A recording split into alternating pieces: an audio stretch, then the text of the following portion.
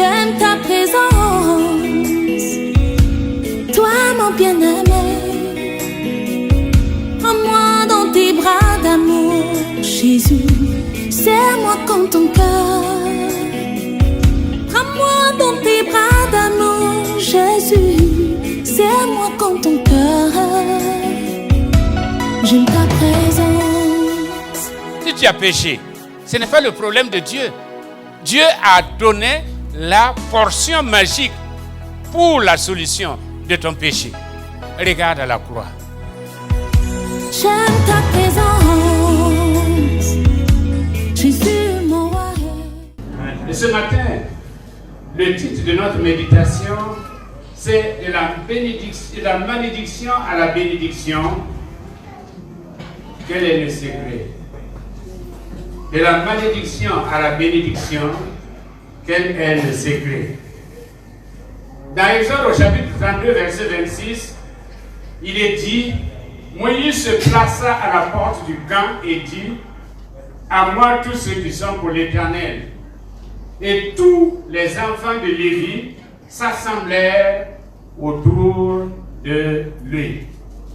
Eh bien, souvent on entend dire, je crois qu'on m'a jeté un sort. Ou bien, c'est mon dessein. Je n'y peux rien. J'ai été comme ça. Je serai comme ça. Le déterminisme, qu'il soit psychique, qu'il soit environnemental, quelle que soit sa forme, on dit, c'est mon dessein. Je n'y peux rien. Il y a des gens qui vous encouragent, en tout cas qui encouragent. C'est ton dessein, tu n'y peux rien. Est-ce vrai? Est-ce vraiment vrai?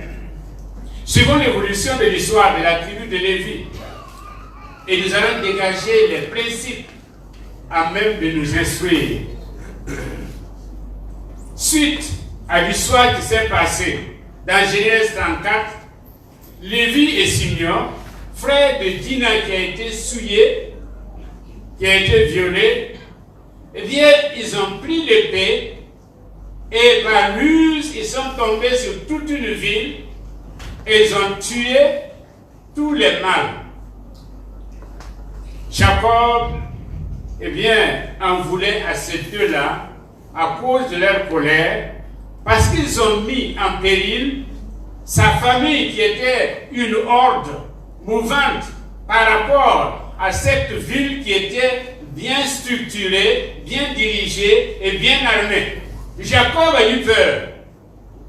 Et il avait raison. Heureusement que celui qui nous a appelés est fidèle.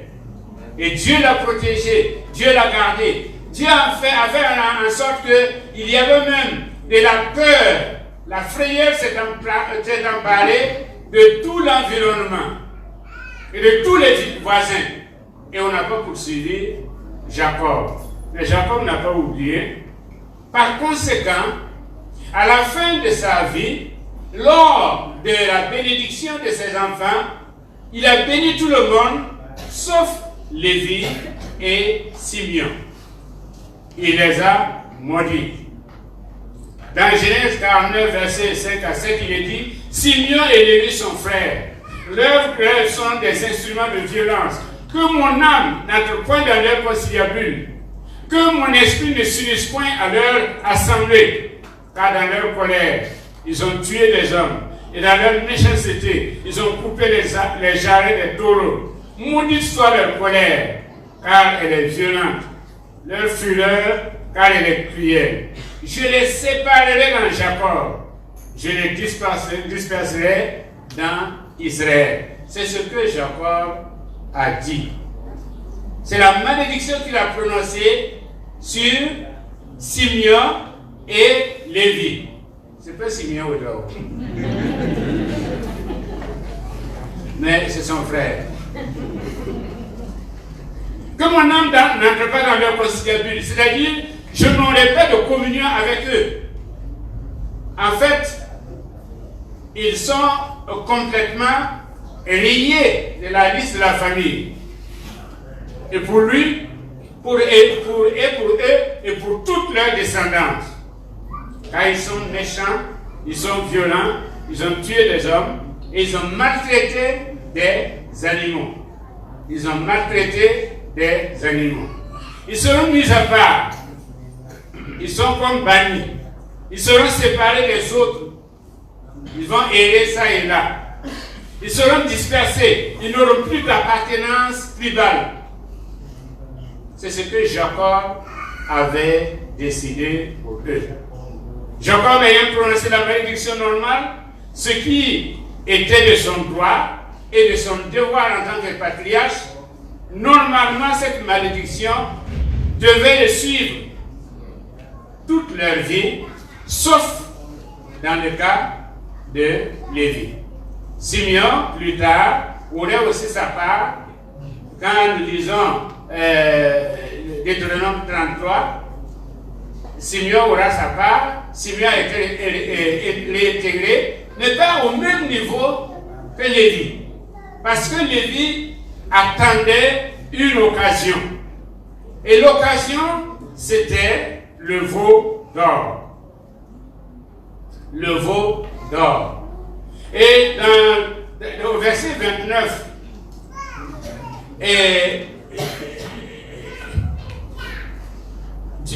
Moïse dit, Dieu dit par la bouche de Moïse, consacrez-vous aujourd'hui à l'Éternel, même en sacrifiant votre fils et votre frère, afin qu'il vous accorde aujourd'hui une bénédiction.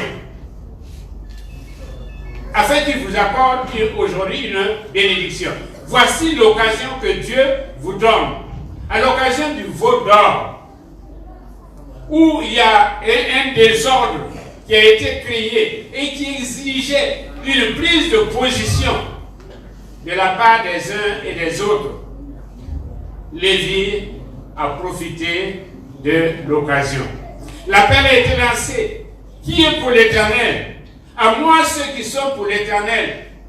Et la Bible nous dit que Lévi, c'est la tribu de Lévi, s'est détaché du reste pour s'attacher à Moïse. Et en s'attachant à Moïse, il s'est attaché à Dieu lui-même. Lévi s'est rallié, mais pas Simeon. Moïse était de la tribu de Lévi. Aaron aussi était de la tribu de Lévi. Mais nous avons vu ce qu'Aaron a fait. Mais ce n'est pas pour des raisons familiales que les Lévites se sont ralliés à Moïse. C'est plutôt par conviction, par opportunité. Le temps Kairos, comme nous l'avons vu l'autre jour, le temps qui est l'opportunité. On dit que, eh bien, l'échec comme la réussite est question d'opportunité.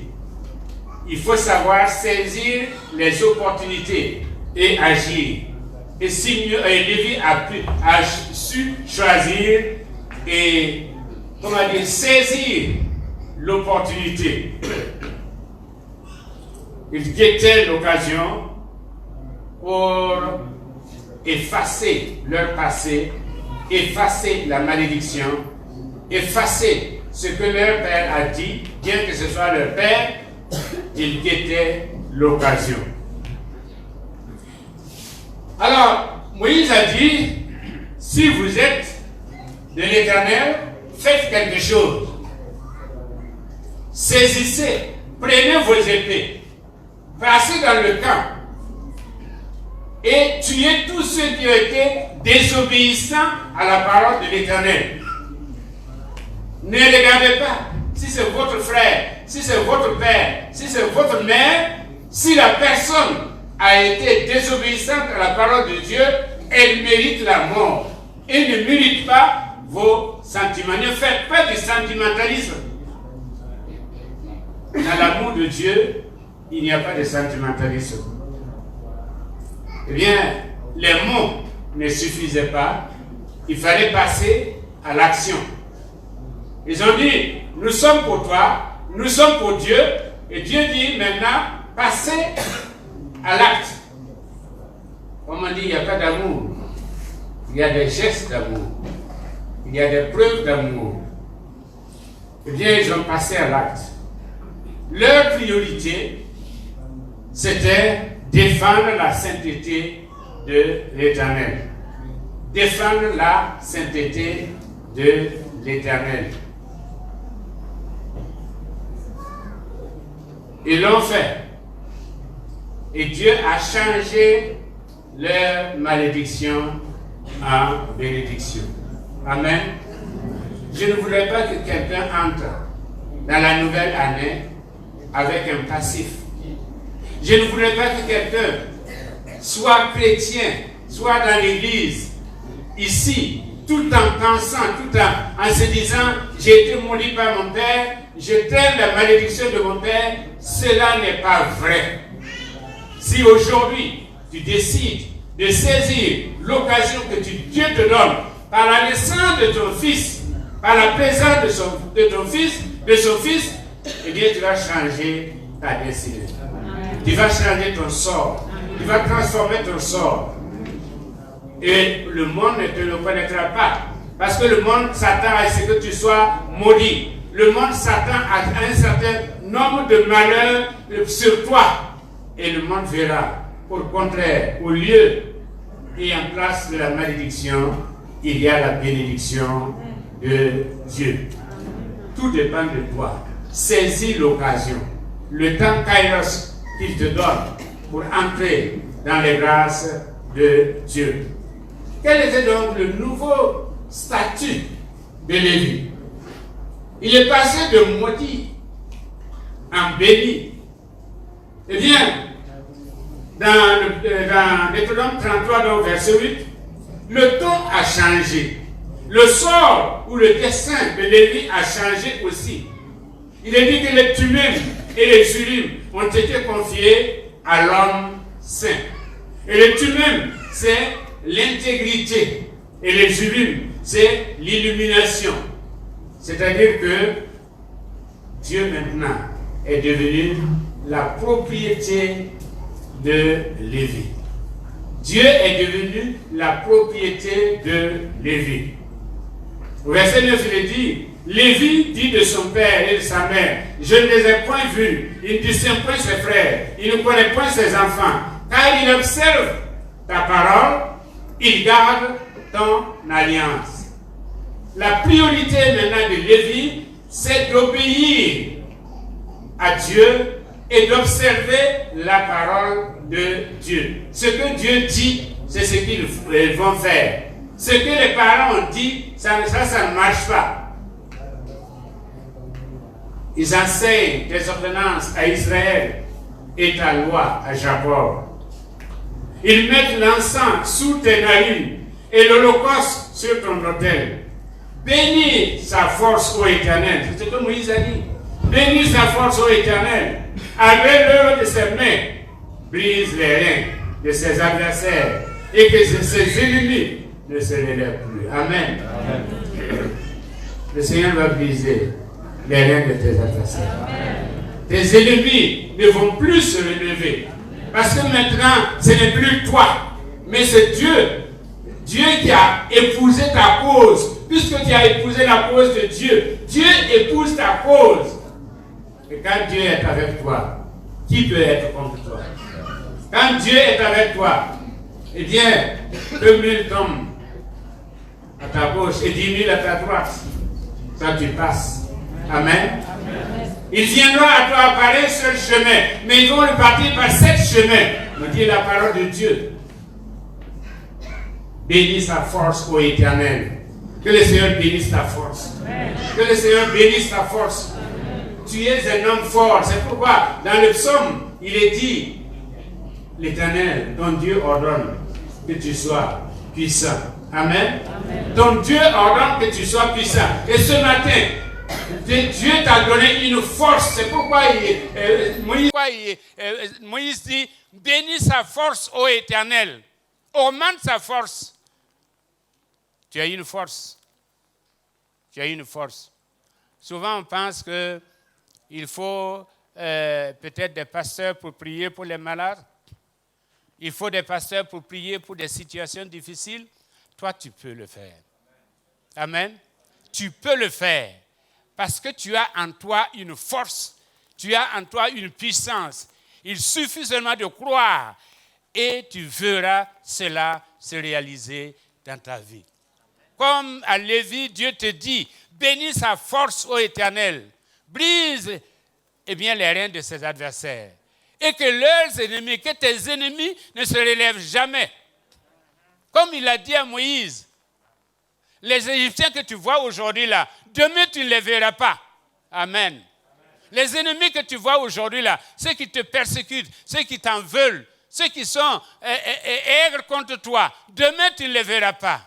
Parce que l'Éternel a béni ta force.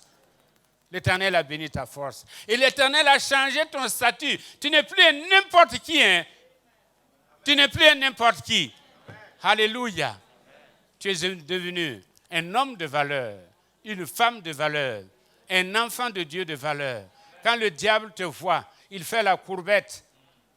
Et tes ennemis aussi feront la courbette parce qu'ils reconnaîtront en toi qu'il y a quelque chose. C'est comme Moïse. Quand il descendait de la montagne, Moïse ne savait pas que son visage brillait. Mais les enfants d'Israël qui le voyaient savaient que son visage brillait. Alléluia. Amen. Je suis prince de l'Éternel. Alléluia. Dieu t'a béni. Dieu t'a béni. Dieu a enlevé ta malédiction. Il a remplacé ta malédiction par la bénédiction. C'est pourquoi marche. La Bible nous dit de marcher en nouveauté de vie.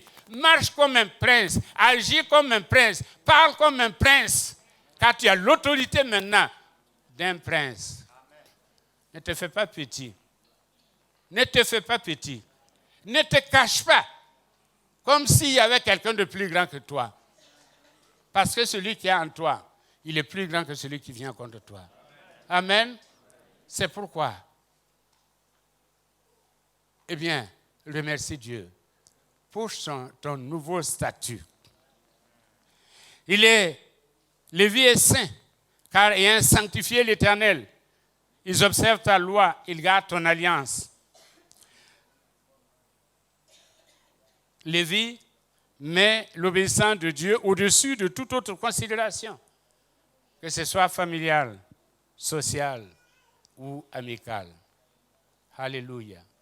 Il y a des gens qui se sont égarés à cause des considérations familiales. C'est parce que mon mari a dit, c'est parce que ma femme a dit, c'est parce que mon père a dit, c'est parce que ma mère a dit. Lévi dit, il ne connaît ni père ni mère. Il fait la volonté de son Dieu. Si la volonté des membres de ta famille va contre la volonté de Dieu, opte pour Dieu. Il te donnera une famille pour laquelle tu ne regretteras pas. Mais si tu optes pour eux, tu perds en même temps et ton Dieu et ta famille. Ils sont dispersés, c'est vrai, mais comme des missionnaires, des envoyés de Dieu pour enseigner la parole de Dieu. Jacob a dit, je les disperserai en Israël. C'est vrai, ils ont été dispersés, mais c'est pour enseigner la parole de Dieu. C'est pour enseigner la loi de Dieu. C'est pour enseigner les principes de Dieu. Ils ne sont pas dispersés pour disparaître. Et en fait, Dieu dit, parce qu'ils ont maintenant un standing spécial, ils ont une communion directe avec Dieu. C'est pourquoi Dieu dit, Lévi m'appartient. Alléluia. Lévi m'appartient. Lévi est à moi. Et quand on fait le recensement des tribus, on ne parle pas de Lévi parce que Lévi appartient à l'Éternel. Quand on fait le dénombrement, on ne fait pas le dénombrement de Lévi parce que Lévi appartient à l'Éternel. C'est eux maintenant qui sont chargés du rapport direct avec Dieu. C'est eux qui sont chargés du sanctuaire, du tabernacle. Et je souligne en passant qu'aujourd'hui, les nouveaux Lévis, ce sont ceux qui sont assis derrière eux. Amen. Ils appartiennent à Dieu. Ils appartiennent à Dieu. Ils sont à Dieu. C'est pourquoi la Bible dit, ayez de la considération pour eux. ils appartiennent à Dieu. C'est par eux que Dieu passe pour nous parler, pour nous bénir. Et Dieu leur dit, ce que vous allez bénir sur la terre sera béni au ciel. Ce que vous allez maudire sur la terre sera maudit au ciel. Heureusement que nous ne maudissons pas souvent. Là quand même. Yung pas fi ndawa. Ya ben pa yok bu. Ben ha yok bu fi nda yungo. Lévi appartient à Dieu. Et ce matin, je voudrais te dire, tu appartiens à Dieu. Tu es une propriété de Dieu. C'est vrai que d'une façon spéciale, les serviteurs de Dieu ici appartiennent à Dieu. Mais d'une façon générale, tu appartiens à Dieu. Tu es devenu enfant de Dieu. Et Dieu dit, ne touchez pas, car celui qui touche, touche à la prunelle de mes yeux.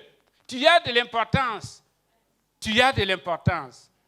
Parce qu'il sait ce qu'il a payé comme prix pour t'avoir.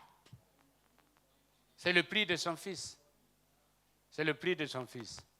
Qui est prêt ici à offrir son fils ou sa fille en sacrifice? Dieu sait ce qu'il a payé comme prix. Et c'est pourquoi le prix payé donne de la valeur à l'être acheté. Le prix, c'est le prix de son fils qui n'a pas de prix. C'est pourquoi toi aussi tu n'as pas de prix. Et tu as une valeur céleste et non pas terrestre. Je voudrais dire en conclusion, 2 Pierre chapitre 2 verset 9 nous dit, et résume très bien notre position, et nous met en parallèle avec la tribu de Lévi. Il est dit, vous au contraire, vous êtes une race élue, un sacerdoce royal, une nation sainte, un peuple acquis, vous qui autrefois n'étiez pas un peuple, et qui maintenant êtes devenu le peuple de Dieu. Vous qui n'aviez pas obtenu miséricorde, et maintenant avez obtenu miséricorde. Alléluia. Vous n'étiez pas un peuple. Et Paul nous dit que nous étions loin de la grâce de Dieu. Nous étions perdus. Et maintenant, nous voilà dans la maison de Dieu. Nous voilà dans la maison de Dieu. Nous voilà sous le couvert de Dieu. Nous voilà sous la protection de Dieu. Nous voilà sous les soins de Dieu. Si quelque chose nous touche, Dieu ressent. Si quelque chose nous frappe, Dieu ressent. C'est pourquoi nous voulons apprécier notre position. Nous sommes un saint sacerdoce. C'est-à-dire que, tout comme il a dit, Lévi m'appartient. Lévi va porter le tumum et l'urim, c'est-à-dire des éléments du culte. Lévi va entrer dans le lieu très saint pour me servir. Comme il a dit, Lévi va s'occuper du sanctuaire et tout le reste. De la même manière, eh bien, tu es qualifié, tu es positionné pour être un saint sacerdoce à Dieu. Nous qui étions loin, eh bien, l'occasion est venue. Nous avons saisi l'occasion. Et maintenant, nous sommes dans les grâces de Dieu. De la malédiction à la bénédiction, le secret, c'est l'occasion qui s'est présentée. Nous avons saisi l'occasion. Nous sommes entrés dans les grâces de Dieu. Et depuis, Dieu veille sur nous. Dieu veille sur nous afin d'accomplir ses desseins. Car il connaît les desseins qu'il a formés à ton endroit, desseins de paix et de bonheur, afin de t'assurer un avenir. Il sait ce qu'il veut faire de ta vie, parce qu'il sait que tu as une valeur, la valeur du ciel, et non pas la valeur de la terre. Vous savez, comme on dit, la bénédiction n'est pas une garantie, mais la malédiction aussi n'est pas une fatalité. La bénédiction n'est pas une garantie, la malédiction aussi n'est pas une fatalité. Tout dépend de notre position par rapport à la grâce de Dieu offerte pour nous sur la croix du calvaire. Que ce matin, que le pauvre dise, je suis fort, je suis riche. Et que le faible dise, je suis fort, parce que, eh bien, il m'a rendu fort. Il a béni ma force, il m'a transformé. Il a changé mon statut, il a changé ma position. J'étais dans le camp des faibles, le camp des perdus. Le camp de ceux qui sont appelés à être détruits. Et maintenant, je suis dans le camp des forts, le camp des vainqueurs, le camp des triomphateurs. Que le Dieu nous donne de triompher au nom de Jésus-Christ. Amen. Oh, quel bonheur de connaître l'ami qui ne saurait changer, de l'avoir ici bas pour maître, pour défenseur et pour berger. Chantons, chantons.